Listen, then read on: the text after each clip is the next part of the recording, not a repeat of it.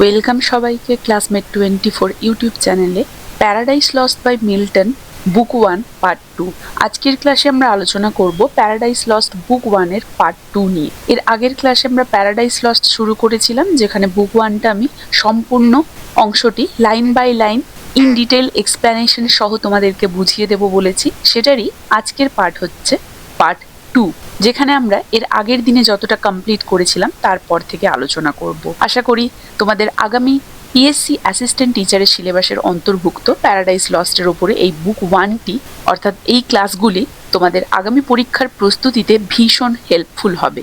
এবং শুধুমাত্র যে পিএসসি অ্যাসিস্ট্যান্ট টিচারের সিলেবাসের অন্তর্ভুক্ত সেটা নয়, বিভিন্ন কলেজের বিভিন্ন ইউনিভার্সিটির সিলেবাসের অন্তর্ভুক্ত এবং বিভিন্ন কম্পিটিটিভ এক্সামে যেখানেই প্যারাডাইস লস্ট বুক 1 রয়েছে সেই সমস্ত কম্পিটিটিভ এক্সামের প্রিপারেশনের জন্য অ্যাসপিরেন্টসদের ক্ষেত্রে কিন্তু প্যারাডাইস লস্টের বুক 1-এর এই লাইন বাই লাইন এক্সপ্লেনেশন সহ ক্লাসগুলি আশা করছি ভীষণ হেল্পফুল হবে। তাই কেউ মিস করবে না, প্রথম থেকে শেষ পর্যন্ত প্রত্যেকটি ক্লাস ফলো করবে ক্রনোলজিক্যালি।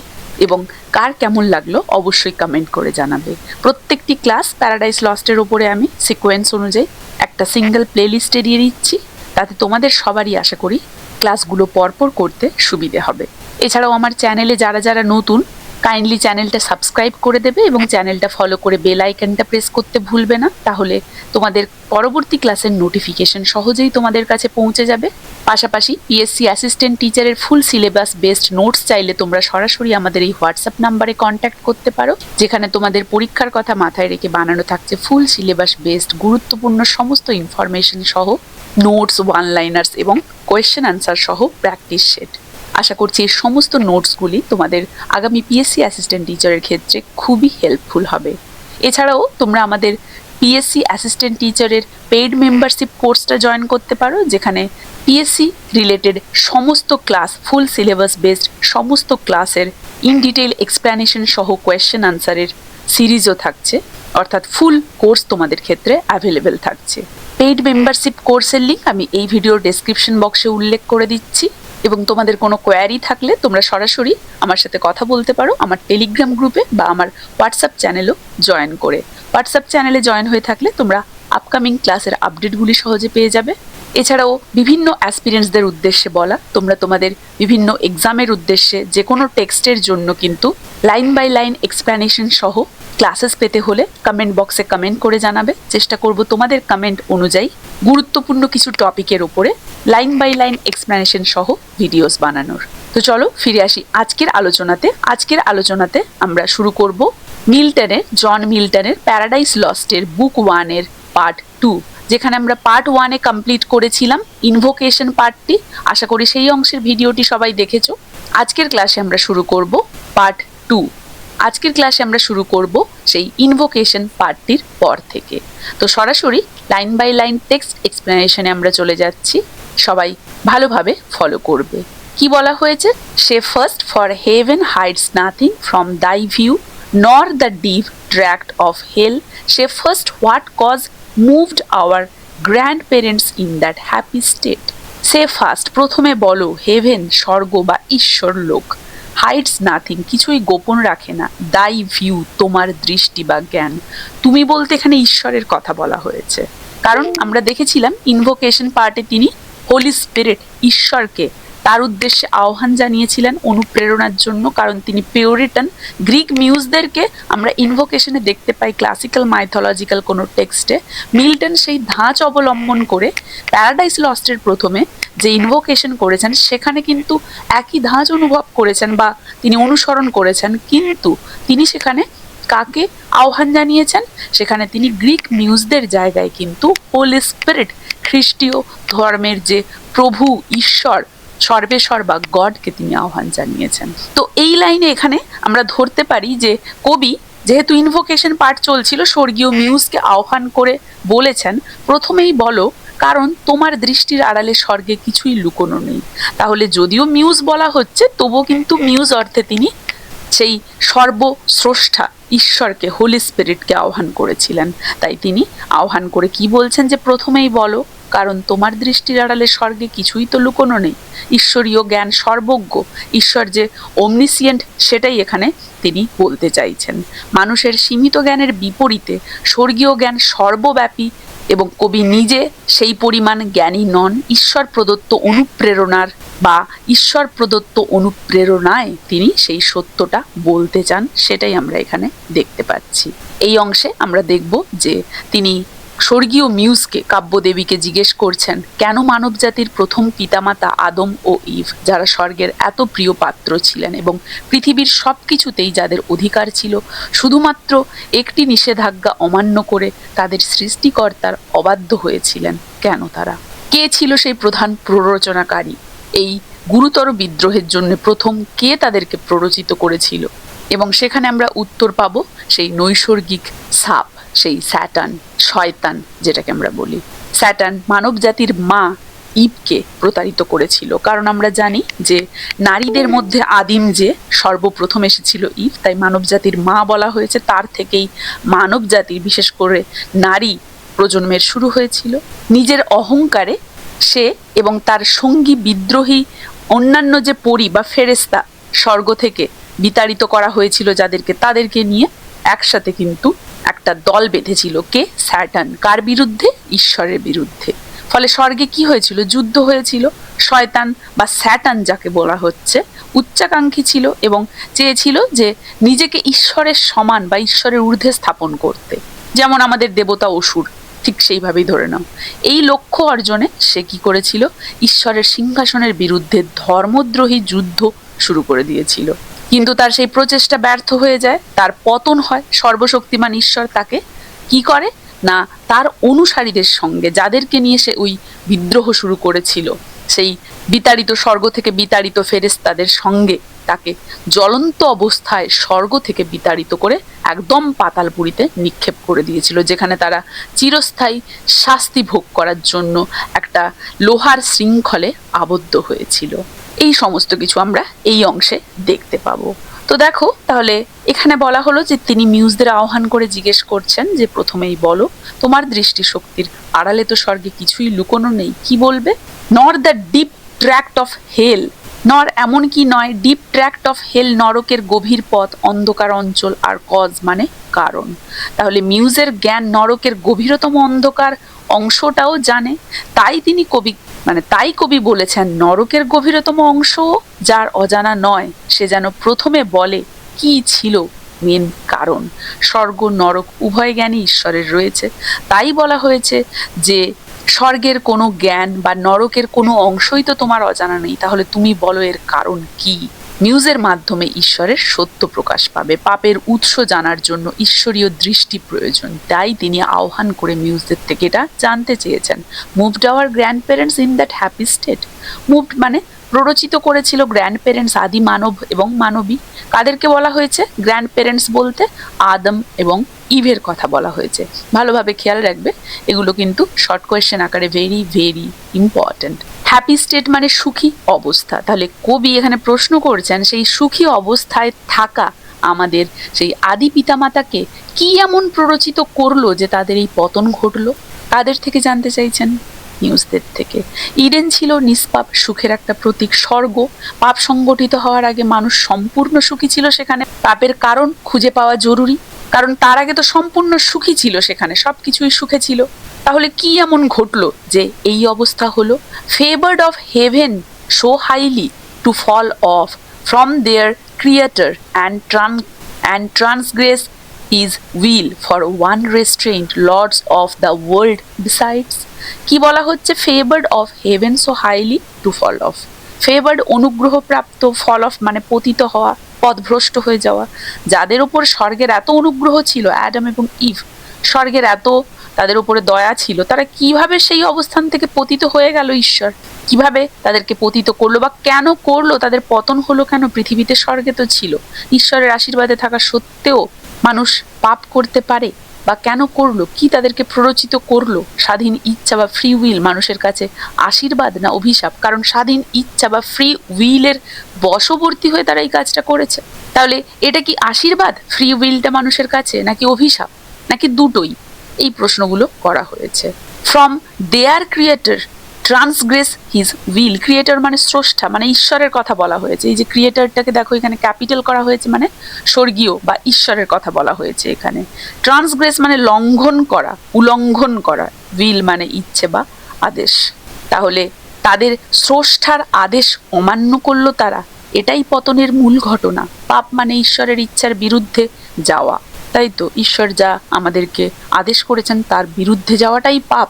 তাহলে তাদের স্রষ্টার আদেশ অমান্য করলো, এটাই তো তাদের পতনের মূল ঘটনা, তাই তো। মানব ইতিহাসে প্রথম অবাধ্যতা, অরিজিনাল সিন কোনটা? অ্যাডাম আর ইভের স্বর্গীয় সেই নির্দেশ অমান্য করে সেই ফ্রি উইল অ্যাকর্ডিংলি সেই ফল খেতে যাওয়া। কার প্ররোচনায়? স্যাটার্ন, শয়তান, যাই বলো, লুসিফার এখানে, তো তার প্ররোচনায়। For one restrained lords of the world besides, one restrained একটি মাত্র নিষেধাজ্ঞা, রেস্ট্রেইন্ড মানে নিষেধাজ্ঞা, লর্ডস অফ দ্য ওয়ার্ল্ড পৃথিবীর অধিপতি, লর্ডস অফ দ্য ওয়ার্ল্ড ঈশ্বরের কথা বলা হয়েছে। তাহলে এখানে প্রশ্ন করা হয়েছে এত সব ক্ষমতা ও স্বাধীনতা থাকা সত্ত্বেও মাত্র একটা নিষেধাজ্ঞার জন্য তারা ঈশ্বরের আদেশ ভাঙল। মানুষের লোভ এবং কৌতূহল এতটাই, নিষিদ্ধ ফল মানুষের দুর্বলতার প্রতীক এখানে, আর অল্প নিয়মও মানুষ মানতে ব্যর্থ, সেটাই দেখানো হচ্ছে যে তাদের কাছে তো অসীম ক্ষমতা ছিল, অসীম স্বাধীনতা ছিল, তাহলে শুধুমাত্রই একটা নিষেধাজ্ঞা তারা মানতে পারলো না ঈশ্বরের। Who first seduced them to that foul revolt? The infernal serpent, he it was whose guile, stirred up with envy and revenge, deceived the mother of mankind. What time this his pride had cast him out from heaven with all his host of rebel angels, by whose aid aspiring to set him in glory above his peers. কি বলা হয়েছে দেখো, who first seduced them to that foul revolt. সেডিউসড মানে কি? প্রলোভিত করা।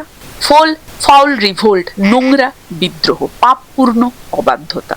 তাহলে এখানে আমরা দেখতে পাচ্ছি যে কবি শেষে এসে প্রশ্ন করছে, এই যে ভয়ঙ্কর বিদ্রোহ মানে ঈশ্বরের কথা না মানা, তার নিষেধাজ্ঞা না মানা, স্রষ্টার আদেশ অমান্য করা, তাদেরকে প্রথম কে প্রলুব্ধ করেছিল এটা করতে?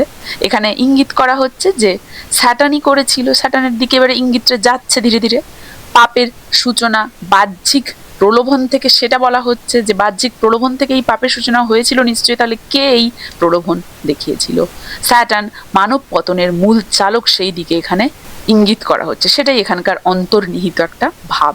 তাহলে এই অংশে আমরা কি দেখলাম? যে ঈশ্বরীয় নিউজের কাছে মানব পতনের কারণ জানতে চাইছেন কবি। তিনি জানতে চান কেন ঈশ্বর বিশেষ অনুগ্রহ করেছিলেন এদেরকে, কেন ঈশ্বরের বিশেষ অনুগ্রহ প্রাপ্ত এই অ্যাডাম এবং ইভ মাত্র একটি নিষেধ অমান্য করে পাপে পতিত হলো, এবং কে তাদের সেই পাপ বা পাপ পথে প্ররোচিত করেছিল।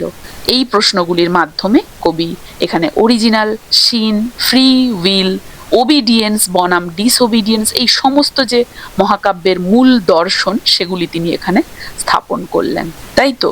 তো দেখো তারপরে আমরা কি পেয়েছিলাম? The infernal serpent, he it was whose guile. তাহলে ইনফার্নাল মানে নরকীয়, সার্পেন্ট মানে সর্প বা শয়তান বা স্যাটানের প্রতীক এখানে, গাইল মানে ধূর্ততা বা প্রতারণা বা গুবিলও বলতে পারো।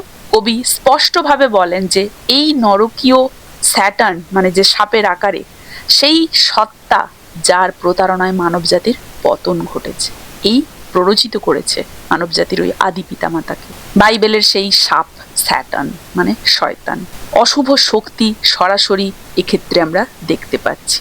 মানে অশুভ শক্তি এখানে সরাসরি নিজে কাজ করছে না, ছলনার মাধ্যমে কাজ করছে। সে নিজে করলো না কাজটা, প্ররোচিত করে কি অ্যাডাম এবং ইভের দ্বারা করালো। Stirred up with envy and revenge deceived. Envy মানে ঈর্ষা, রিভেঞ্জ প্রতিশোধ, ডিসিভড মানে প্রতারিত করেছিল।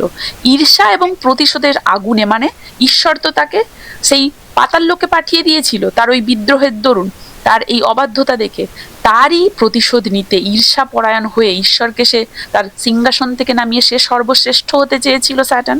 সেটা ঈশ্বর না করাতে, ঈশ্বর তার অসীম ক্ষমতা দিয়ে তাকে পাতাল লোকে পতিত করাতে তার মনে প্রতিশোধের আগুন জ্বলে উঠেছিল ঈশ্বরের বিরুদ্ধে। তাই সে ঈশ্বরের সমস্ত পরিকল্পনা ব্যর্থ করার জন্য ঈর্ষাবশত ঈশ্বরের সৃষ্টি এই আমাদের আদিম পিতামাতা আদম এবং ইভকে প্ররোচিত করেছিল ঈশ্বরের বিরুদ্ধে বা তার নিষেধাজ্ঞা অমান্য করার জন্য, পাপ করার জন্য। তাই ঈর্ষা ও প্রতিশোধের আগুনে জ্বলে স্যাটার্ন মানুষকে প্রতারিত করে, কারণ পাপের উৎস মানসিক দুর্বলতা। সে মানসিক দুর্বলতা তৈরি করেছিল অ্যাডাম এবং ইভের মধ্যে। ঈর্ষা থেকেই প্রতিশোধের জন্ম হচ্ছে, আমরা এখানে দেখতে পাচ্ছি। দ্য মাদার অফ ম্যানকাইন্ড মানে ইভকে বলা হচ্ছে। What time his pride, his মানে এক্ষেত্রে স্যাটার্নের কথা বলা হয়েছে, প্রাইড অহংকার। তাহলে স্যাটার্ন ইভকে প্রতারিত করে সেই সময় যখন তার নিজের অহংকার তাকে ধ্বংস করেছে। তার নিজের অহংকারের কারণে তার ধ্বংস হয়েছে, তার পতন হয়েছে পাতাল লোকে। এবং সেই অহংকার যেটা তাকে ধ্বংস করেছে সেটাই তার মধ্যে প্রথম পাপ, এবং সে তাই অন্যকেও প্রতারিত করছে, প্ররোচিত করছে একই জিনিস করার জন্য, যাতে সেও পাপ করে। সেটা আমরা দেখতে পাচ্ছি। ওই যে সৎসঙ্গে স্বর্গবাস, অসৎ সঙ্গে সর্বনাশ, এরকমই একটা ব্যাপার। Had cast him out from heaven with all his host. Cast him out মানে বহিষ্কার করেছিল, হোস্ট মানে বাহিনী। অহংকারের ফলে স্যাটার্ন ও তার অনুচরেরা স্বর্গ থেকে বহিষ্কৃত হয়েছিল ঈশ্বরের দ্বারা। ঈশ্বরের বিরুদ্ধে বিদ্রোহের পরিণামে তার পতন হয়েছিল। শয়তানের পতন আদম ইভের পতনের পূর্বাভাস, কারণ সে পতিত হয়ে সে প্রতিশোধ নিতে চাইবে। তার জন্য সে যা খুশি করবে, অন্যকে প্ররোচিত করে তাদের দ্বারা পাপ করিয়ে তাদেরও পতন করাবে, এটাই তার উদ্দেশ্য। Of rebel angels by whose aid aspiring to set him in glory above his peers. Rebel angels মানে বিদ্রোহী দেবদূত, অ্যাসপায়ারিং উচ্চাকাঙ্ক্ষী হওয়া। বিদ্রোহী দেবদূতের সাহায্যে স্যাটার্ন আরও ক্ষমতা অর্জনের স্বপ্ন দেখছে এখানে। তাহলে পাপ এখানে সমষ্টিগত, একাকী কারো দ্বারা নয়, কি তাই না? নেতৃত্বের অপব্যবহার, সে নেতৃত্ব দিতে চাইছে, কিন্তু নেতৃত্ব দানকারী মানুষদের ব্যবহার কিরকম হয়, তাদের সৎ উদ্দেশ্যে কার্য হবে। এখানে দেখো, সে সবাইকে নেতৃত্ব দিতে চাইছে, একটা দল গড়ে তুলতে চাইছে, কিছু একটা বিদ্রোহ করবে, কিন্তু সেটার উদ্দেশ্য সৎ নয়, ঈশ্বরের বিরুদ্ধে অহংকার থেকে সে প্রতিশোধ নিতে চাইছে। তাই সে জিনিসটা করেছিল এবং তার পতনও হয়েছিল। আবারও সে ঠিক সেম কাজে নেমেছে, অন্যকে প্ররোচিত করে তার সেই ক্ষমতা অর্জন। To set himself in glory above his peers. Glory ঐশ্বরিক মহিমা, পিয়ার্স মানে সমকক্ষ দেবদূত। তাহলে শয়তান বা স্যাটার্ন চেয়েছিল অন্য দেবদূতদের ঊর্ধ্বে নিজেকে স্থাপন করতে, মানে সমতার প্রতি অবজ্ঞা করেছিল সে। ক্ষমতার লোভ মানব সমাজের প্রতিচ্ছবি, এটাও আমরা এখানে দেখতে পাই। কারণ কি, সে তো পতিত হয়েছিল পাতাল লোকে, স্বর্গলোক তাকে ভুলে যেতে হয়েছিল, স্বর্গ থেকে তাড়িত হয়েছিল, অ্যাডাম এবং ইভও সেখান থেকে তাড়িত হয়েছিল। তাহলে স্যাটার্ন চেয়েছিল বাকি সমস্ত দেবদূতদের ঊর্ধ্বে যেতে, ঊর্ধ্বে নিজেকে স্থাপন করতে, এবং এটা ছিল পাপ। এর জন্য সে একটা পাপ কাজে লিপ্ত হয়েছিল, বিদ্রোহ ঘোষণা করেছিল। তাহলে ক্ষমতার লোভ, এবং এই যে ক্ষমতার লোভ মানব সমাজের, এটা তো প্রতিচ্ছবি, স্বর্গীয় কোনো অংশের কাজ এটা হতে পারে না। He trusted to have equal the most high. Most high মানে ঈশ্বর বোঝানো হয়েছে, মোস্ট হাই বলতে ঈশ্বরকে। শয়তান বিশ্বাস করেছিল যে সে ঈশ্বরের সমান হতে পারবে, তাই সেগুলো করতে গিয়েছিল। সৃষ্টির পক্ষে স্রষ্টার সমান হওয়া কিন্তু অসম্ভব। অহংকার, ঈর্ষা এবং প্রতিশোধের ফলে সেই স্যাটার্ন ঈশ্বরের বিরুদ্ধে বিদ্রোহ করেছিল, স্বর্গ থেকে বহিষ্কৃত হয়েছিল। সেই পতিত স্যাটার্ন ইভকে প্রলুব্ধ করে মানব জাতির পতনের সূচনা করেছিল। তাহলে এখানে যে প্রাইড, সেই প্রাইডকে সকল পাপের মূল হিসেবে প্রতিষ্ঠা করা হয়েছে। তাহলে এই যে প্রাইড হচ্ছে সমস্ত পাপের মূল, সেটাই বলা হয়েছে। সেই অহংকারের দরুনই স্যাটার্ন পতিত হয়েছিল। পরবর্তীকালে সে অ্যাডাম এবং ইভকেও সেই অহংকারের বশবর্তী হয়ে সে শিক্ষা পায়নি, আবারও তাদেরকে প্ররোচিত করেছিল। তাহলে সমস্ত পাপের মূল হচ্ছে মানুষের অহংকার, তাই বলে কখনো অহংকার করতে নেই। If he opposed and with ambitious aim against the thrown and monarchy of god. Opposed বিদ্রোহ করেছিল, অ্যাম্বিশিয়াস এইম ক্ষমতার লোভ। তাহলে শয়তান বা স্যাটার্ন ক্ষমতার লোভে ঈশ্বরের বিরুদ্ধে বিদ্রোহ করেছিল। সীমা লঙ্ঘনকারী উচ্চাকাঙ্ক্ষাই কিন্তু পাপ, সেটাই দেখানো হচ্ছে। তার সীমা যতদূর, সে তত দূরে থাকতে চায়নি থেমে, তাই না? সে ঈশ্বরের ক্ষমতা দখল করবে, তার সিংহাসন দখল করবে, সর্বশ্রেষ্ঠ হবে সে। অহংকার, এত অহংকারী হয়ে উঠেছিল যে ঈশ্বরকে সিংহাসনচ্যুত করে ঈশ্বর বা স্রষ্টার জায়গা নেবে সে। এই অহংকার বিদ্রোহের মূল ছিল তার। এগেনস্ট দ্য থ্রোন, ঐশ্বরিক সিংহাসনের বিরুদ্ধে তার এই বিদ্রোহ। অ্যান্ড মোনার্কি অফ গড মানে সর্বময় কর্তৃত্ব নেওয়ার জন্য। তাহলে স্যাটার্ন বিদ্রোহ ছিল, বা স্যাটার্নের বিদ্রোহ ছিল ঈশ্বরের সার্বভৌম শাসনের বিরুদ্ধে। ঈশ্বর তো বিশ্ব ব্রহ্মাণ্ডের বৈধ একজন শাসক। ঈশ্বর বিরোধিতা মানে কি? বিশ্ব শৃঙ্খলার বিরুদ্ধে একটা বিদ্রোহ। ভালো মানুষ তো হতে পারে না, শয়তান পাপীরাই হবে এটা, সেটাই বলা হচ্ছে। Raised impious war in heaven and battle proud with vain attempt. Impious অধার্মিক, ব্যাটল প্রাউড অহংকারপূর্ণ যুদ্ধ। তাহলে স্যাটার্ন স্বর্গে এক অধার্মিক যুদ্ধ শুরু করেছিল। স্বর্গীয় যুদ্ধ নৈতিক দ্বন্দ্বের প্রতীক। অহংকার চির বিচার বুদ্ধিকে ধ্বংস করে দেয়, সেটা আমরা দেখতে পাচ্ছি এখানে। উইথ ভেইন অ্যাটেম্পট মানে কি? ব্যর্থ চেষ্টা। তাহলে এই যে ব্যর্থ চেষ্টা, him the almighty power hurled headlong flaming from the ethereal sky with hideous ruin and combustion down to bottomless perdition. There to dwell in adamantine chains and penal fire. তাহলে দেখো, with vain attempt him the almighty power. vain attempt ব্যর্থ চেষ্টা। তাহলে শয়তান বা Saturn স্বর্গে এক অধার্মিক যুদ্ধ করেছিল, যেটা ছিল তার ব্যর্থ একটা চেষ্টা। অলমাইটি পাওয়ার মানে সর্বশক্তিমান ঈশ্বর। এই যে বিদ্রোহ স্যাটার্নের দ্বারা ঈশ্বরের বিরুদ্ধে, এই বিদ্রোহ সম্পূর্ণ ব্যর্থ হয়। সর্বশক্তিমান ঈশ্বর তাকে শাস্তি দেন এই বিদ্রোহের ফলে। ঈশ্বরের বিরুদ্ধে লড়াই কখনোই সফল হয় না, সেটা আমরা বুঝতে পারছি তাহলে। কারণ স্যাটার্ন করতে গিয়ে তার পতন হলো, অশুভ শক্তি আত্মঘাতী হলো এখানে। হার্ড হেডলং ফ্লেমিং, তাহলে হার্ড হেডলং মানে সজোরে নিক্ষেপ করা। Flaming from the ethereal sky, ethereal sky মানে স্বর্গলোক, সেখান থেকে তাকে জ্বলন্ত, ফ্লেমিং জ্বলন্ত মানে জ্বলতে জ্বলতে স্বর্গ থেকে তাকে নিক্ষেপ করা হয়েছিল। কাকে? স্যাটার্ন। তাহলে স্যাটার্নকে আগুনে জ্বলতে থাকা অবস্থায় স্বর্গ থেকে নিক্ষেপ করেছিল ঈশ্বর পাতাল লোকে। কিসের ফলে? তার ওই রেবেলিয়াস স্পিরিটের জন্য, বিদ্রোহের জন্য। পতন শারীরিক এবং আত্মিক দুটোই হয়েছিল, সেটা তাহলে দেখতে পাচ্ছি। শারীরিক পতনও তো হচ্ছেই, তার ওই অহংকার তার ওই আত্মিক পতনের কারণ। আগুন ঈশ্বরীয় ক্রোধের প্রতীক, যে বলা হচ্ছে যে আগুনে জ্বলতে জ্বলতে থাকা, সেটা ঈশ্বরের ক্রোধ, ঈশ্বরের সেই সৃষ্টির বিরুদ্ধে বিদ্রোহ, যেটা পাপের ফলে তার মনে জন্মানো সেই রাগ থেকে তাকে শাস্তি দেওয়া। তাহলে সেই রাগটাই আগুন। তাহলে with hideous ruin and combustion down. Hideous ruin ভয়াবহ ধ্বংস, বিধ্বংসী একদম। কম্বাশন মানে দহন আগুনের দ্বারা। তাহলে তার পতন ঘটে ভয়াবহ ধ্বংস এবং আগুনের সঙ্গে। অবশ্যই এটাই হওয়ার ছিল, পাপ তো সর্বনাশ ডেকে আনে, সেটাই আমরা দেখতে পাচ্ছি। অহংকারের পরিণাম ধ্বংসই হয়, সেটাই হলো গিয়ে। Two bottomless পার্ডিশন there to dual. Bottomless পার্ডিশন মানে অন্তহীন, বটমলেস পার্ডিশন মানে নরক। ডুয়েল মানে স্থায়ীভাবে বসবাস করা। শয়তানকে চিরকালের জন্য নরকে বাস করতে বাধ্য করা হলো। তাহলে ঈশ্বর থেকে সে সর্বদাই বিচ্ছিন্ন রয়ে গেল। বিচ্ছিন্নতাই হচ্ছে নরক।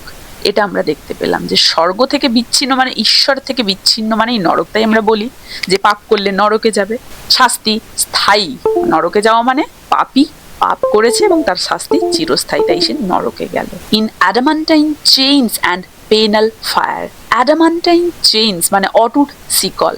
অ্যাডামান্টাইন চেইন, এটার দুটো প্রাথমিক প্রেক্ষাপট রয়েছে। প্রথমত পৌরাণিক কাহিনী এবং সাহিত্য অনুযায়ী এটা একটা অটুট বা অজেয় বন্ধন, যেটা প্রায়শই শক্তিশালী প্রাণীদের বন্দি করতে বা একটি অদম্য শক্তির প্রতিনিধিত্ব করতে ব্যবহৃত হয়। আর দ্বিতীয়টাতে আমরা বলতে পারি যে এটা একটা বিশেষ বংশ, উজমাকি বংশ দ্বারা ব্যবহৃত একটা শক্তিশালী চক্রভিত্তিক সিলিং কৌশল। তাহলে এই প্রসঙ্গে বলতে গেলে বলা যায় যে অ্যাডামান্টাইন হচ্ছে তাহলে একটি গ্রিক শব্দ অ্যাডামাস থেকে উদ্ভূত একটা অ্যাডজেক্টিভ, যার অর্থ অজেয়, যেটা কিনা স্থায়িত্বের একটা প্রতিনিধিত্ব করে। গ্রিক পুরাণ অনুযায়ী টাইটান প্রমিথিউস হেফেস্টাস কর্তৃক এই অদম্য বন্ধন সহ একটি পাথরের সাথে আবদ্ধ ছিলেন এই চেন দ্বারা। আর ভার্জিলের অ্যানিডে আমরা কি দেখতে পাই? টার্টারাসের মানে ওই আন্ডারওয়ার্ল্ডের যে দরজা ফটক, সেটা দৃঢ় অটল স্তম্ভ দিয়ে তৈরি বলে বর্ণনা করা হয়েছে। সেক্ষেত্রে আমরা এটা বলতে পারি। আর এক্ষেত্রে মানে প্যারাডাইস লস্টে স্যাটার্ন অতল ধ্বংসের দিকে তাকে যে নিক্ষেপ করা হয়েছে, সেখানে যে সে একটা অবিচল শৃঙ্খল এবং শাস্তিমূলক আগুনে বাস করছে বা বাস করার জন্য যে তাকে নিক্ষেপ করা হচ্ছে, সেটাই বলা হচ্ছে। বোঝা গেল? তাই এখানে কিন্তু এটাকে ক্যাপিটাল করা হয়েছে। অ্যান্ড পেনাল ফায়ার মানে দণ্ডদায়ক আগুন। তাহলে স্যাটার্ন অটুট শিকলে বাঁধা, অ্যাডামান্টাইন চেন অটুট শিকল গ্রিক পুরাণে বলা হলো। টাইটানের রেফারেন্স দিয়ে এবং ভার্জিলের এইনেন তাতে টার্টারাসের উদাহরণ দিয়ে। তো বলা হচ্ছে স্যাটার্ন অটুট শিকলে বাঁধা এবং শাস্তি স্বরূপ আগুনে দগ্ধ হচ্ছে, কারণ সে পাপ করেছিল, পাপ তার স্বাধীনতা কেড়ে নিল। ঈশ্বরের ন্যায় এখানে আমরা দেখতে পেলাম। অটল who durst defy the omnipotent to arms, durst সাহস দেখিয়েছিল omnipotent সর্বশক্তিমান ঈশ্বর। তাহলে এই শাস্তি তারই প্রাপ্য ছিল, কারণ সে সর্বশক্তিমান ঈশ্বরকে যুদ্ধে আহ্বান জানিয়েছিল, তার বিরুদ্ধে শক্তি প্রদর্শন করতে চেয়েছিল। শয়তানের চরম আত্ম অহংকার, সৃষ্ট কোনো সত্তা সে কখনোই স্রষ্টার সমান হতে পারে না, কিন্তু স্যাটার্ন সেই দুঃসাহস দেখিয়েছিল, তার তো এই সাজা প্রাপ্যই ছিল। তাহলে এই অংশে মিল্টন স্যাটার্নের স্বর্গ বিদ্রোহ ও তার শাস্তির বর্ণনা দিয়েছেন। অহংকার এবং ক্ষমতার লোভে স্যাটার্ন ঈশ্বরের বিরুদ্ধে যুদ্ধ ঘোষণা করে, কিন্তু সেই চেষ্টা ব্যর্থ হয়, ফলে সর্বশক্তিমান ঈশ্বর তাকে নরকে নিক্ষেপ করে, যেখানে চির শাস্তি ভোগ করে সে। এটাই আমরা এই অংশে দেখতে পাচ্ছি। তাহলে এই অংশে প্রাইড এবং অ্যাম্বিশনকে সমস্ত পাপের মূল দেখানো হয়েছে, আবারও সেটা বোঝা যাচ্ছে। আশা করি এতদূর পর্যন্ত সবাই বুঝতে পেরেছো।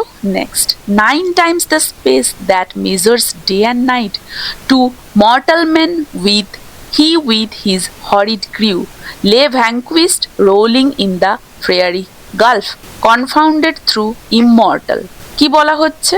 9 times the space that measures day and night, 9 times 9 দিন ও 9 রাত, স্পেস মানে সময়কাল। স্যাটার্ন 9 দিন এবং 9 রাত অচেতন অবস্থায় পড়েছিল। 9 সংখ্যাটা দীর্ঘ যন্ত্রণার প্রতীক, শাস্তির ভয়াবহতা বোঝানো হয়েছে। টু মর্টাল মেন মানে নশ্বর মানুষ, he with his horrid crew, horrid crew মানে ভয়ঙ্কর অনুসারী, তার সাথে তার সেই সমস্ত অনুসারীরা, সেই দেবদূতরাও পতিত হয়েছিল। তাহলে মানুষের সময়ের হিসেবে স্যাটার্ন ও তার অনুসারীরা পরাজিত অবস্থায় পড়ে থাকে। নশ্বর এবং অনস্তের তুলনা হচ্ছে এখানে। পাপ সমষ্টিগতভাবে হয়েছে, একা নয়, সবার সাথে পতিত হয়েছে। লে ভ্যাঙ্কুইস্ট মানে পরাজিত হওয়া, লে মানে সেই পতিত হয়ে রয়েছে সেটা বলা হচ্ছে। আর রাউলিং মানে ছটপট করতে থাকা, আর ফায়ারি গালফ মানে আগুনে ভরা নরক।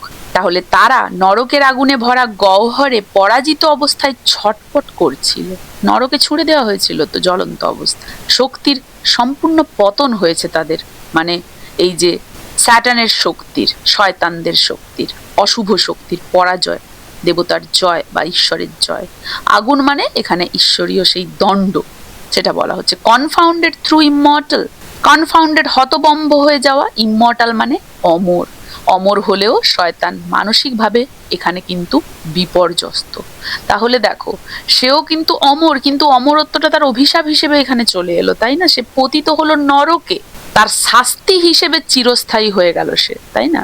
মানে সে যে অমর, সে যে চিরস্থায়ী পাপের দ্বারা জর্জরিত বা চিরস্থায়ী শাস্তির দ্বারা জর্জরিত, সেটাকেই ইন্ডিকেট করা হচ্ছে। স্বর্গসুখ তো আর হচ্ছে না, সেটাই বলা হচ্ছে। But his doom reversed him to more wrath, for now the thought both of lost happiness and lasting pain torments him, round he throws his baleful eyes that witnessed huge affliction and dismay, mists without obdurate pride and steadfast hate। তাহলে কি বলা হচ্ছে দেখো, যে অমর হলেও শয়তান মানসিকভাবে বিপর্যস্ত, কিন্তু তার শাস্তি এখানেই শেষ নয়। ইমমর্টাল অমর, ডুম মানে শাস্তি, তার সেই শাস্তি তো এখানেই শেষ নয়। Reserved him to more worth, more worth মানে কি? আরো ভয়ঙ্কর শাস্তি। ঈশ্বর শয়তানকে আরো শাস্তির জন্য রেখে দিয়েছেন। এখন শুরু মানসিক যন্ত্রণা, তাই না? মানসিক শাস্তি শারীরিক শাস্তির চেয়েও ভয়ঙ্কর। ঈশ্বরের ন্যায় কিন্তু ধাপে ধাপে হবে, এত শীঘ্রই হবে না, সবে তাকে পতিত করা হলো, এটাই বলা হচ্ছে। বোথ অফ লস্ট হ্যাপিনেস, হারানো স্বর্গীয় সুখ, লাস্টিং পেইন চিরস্থায়ী যন্ত্রণা। তাহলে হারানো স্বর্গসুখ এবং চিরস্থায়ী যন্ত্রণার চিন্তা তাকে কুরে কুরে খাবে বা খাচ্ছে, সেটাই বলা হচ্ছে। স্মৃতি শাস্তিকে আরো তীব্র করে দেয়, নরক মানসিক অবস্থাকে আরো তীব্র করে দেবে, মানসিক যন্ত্রণাকে। টর্মেন্টস হিম, তাকে ছিঁড়ে দেবে একদম। রাউন্ড দ্য থ্রোজ হিজ বেলফুল আইজ, বেলফুল বিষাক্ত দৃষ্টি। তাহলে স্যাটার্ন চারিদিকে তাকাচ্ছে, তার চোখে বিষাদ, ক্রোধ এবং ঘৃণা। তাহলে দেখো, সেই সচেতন বিদ্রোহ, অনুশোচনার অনুপস্থিতি, এখনো তার চোখে কিন্তু বিদ্বেষ, বিদ্রোহ, ক্রোধ, ঘৃণা এইসব রয়েছে। অনুশোচনা নেই যে আমি পাপ করলাম, আমাকে এখানে ছুঁড়ে ফেলে দিল। তার মনে এখনো কিন্তু বিদ্রোহের ভাবনা, ক্রোধ, রাগ, অহংকার এইসবই রয়ে গেছে। That witnessed huge affliction and dismay, affliction দুর্ভোগ, ডিসমে আতঙ্ক তার চোখে ধরা পড়ে। চারিদিকে ছড়িয়ে থাকা যন্ত্রণা এবং আতঙ্ক, মানে নরক এখানে সমষ্টিগত কষ্টের স্থান, পাপের ফল যে সর্বজনীন সেটাই এখানে দেখানো হয়েছে। Mixed with obdurate pride and steadfast hate. Obdurate pride কঠোর অহংকার, স্টেডফাস্ট হেড অটল ঘৃণা। এত কষ্টের মাঝেও স্যাটার্ন অহংকার ও ঘৃণা তার অটল রেখেছে, মানে তার মধ্যে এখনো অহংকার রয়েছে, এখনো ঘৃণা রয়েছে। তাহলে এর দ্বারা কি বুঝতে পারছি যে অহংকার মুক্তির পথে বাধা হয়ে যাচ্ছে। যদি তার এই পতনের ফলে তার মধ্যে অনুশোচনা আসতো, পাপবোধ আসতো, সে ক্ষমা চাইতো, তাহলে সে আবার ঈশ্বরের কৃপা দ্বারা উন্নীত হতো, কিন্তু সেটা আসছে না। এখনো তার মনে পাপ রয়েছে, এখনো ক্রোধ, হিংসা, ঘৃণা, অহংকার রয়েছে। তাহলে এই যে অহংকার, এগুলো মুক্তির পথে বাধা দিচ্ছে, সে মুক্তি আর পাবে না। তাহলে স্যাটার্ন নিজেই নিজের নরক, তার নিজের মধ্যেই যেন নরক রয়েছে। তাহলে এই অংশে স্যাটার্নের পতনের পরবর্তী মানসিক অবস্থার বর্ণনা দিয়েছেন কবি। 9 দিন 9 রাত ধরে সে নরকে অচেতন এবং পরাজিত অবস্থায় পড়ে থাকছে। তার যন্ত্রণা শুধু শারীরিক নয়, হারানো স্বর্গসুখের সেই স্মৃতি, চিরযন্ত্রণার ভাবনা তার সবচেয়ে বড় শাস্তি, সেটাতেই সে জ্বলে পুড়ে মরছে। তবুও কিন্তু তার মনে অহংকারের কোনো কমতি নেই, ঘৃণা, অহংকার অটুট রয়ে গেছে, যা তাকে অনুশোচনা থেকে অনেকটা দূরে নিয়ে যাচ্ছে, ফলে মুক্তির পথে তার বাধা হয়ে দাঁড়িয়েছে। সে নিজেই একটা আস্ত নরকে পরিণত হয়েছে। আশা করি এতদূর পর্যন্ত সবাইকে বোঝাতে পেরেছি। কারো কোথাও অসুবিধে নেই। কার কেমন লাগলো অবশ্যই কমেন্ট করে জানাবে। ভালো লাগলে চ্যানেলটা সাবস্ক্রাইব করে বেল আইকনটা অবশ্যই প্রেস করে দেবে, তাহলে পরবর্তী ক্লাসের নোটিফিকেশন অবশ্যই তোমার কাছে পৌঁছে যাবে। এই পার্টটা তাহলে এখানেই শেষ করছি। দেখা হচ্ছে প্যারাডাইস লস্টের বুক 1 এর পরবর্তী অংশ, পার্ট 3টা নিয়ে এর পরের ক্লাসে।